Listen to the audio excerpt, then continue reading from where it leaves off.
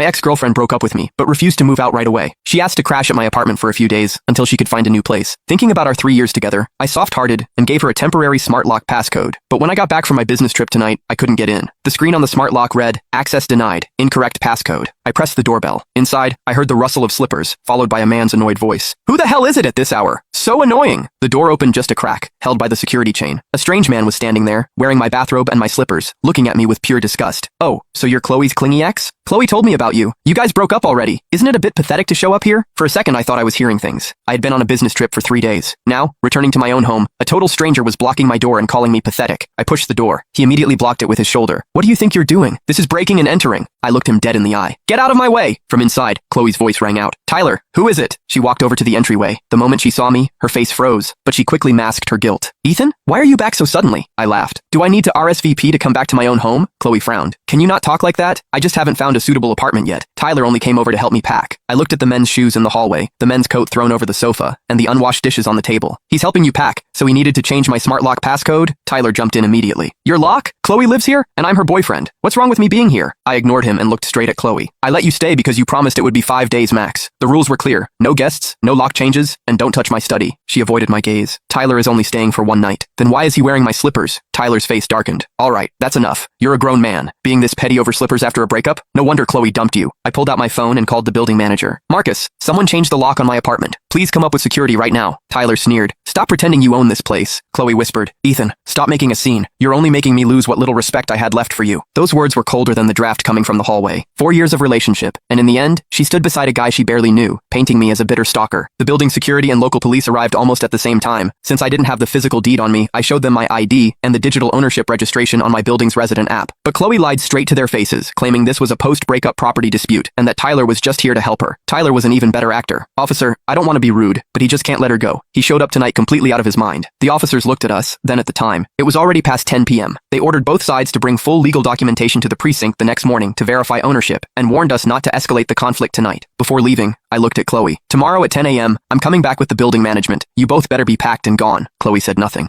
Tyler stood inside the doorway, giving me a smug, arrogant smile. "Sure, see you tomorrow." I turned and stepped into the elevator. Before the doors closed, I saw Chloe shut the door, and Tyler's hand naturally slid around her waist. At that moment, I didn't feel sad. I just felt sick. Not long after I checked into a hotel, my phone buzzed. A notification from my smart lock app popped up. "Admin permissions updated. New admin name, Mr. Tyler."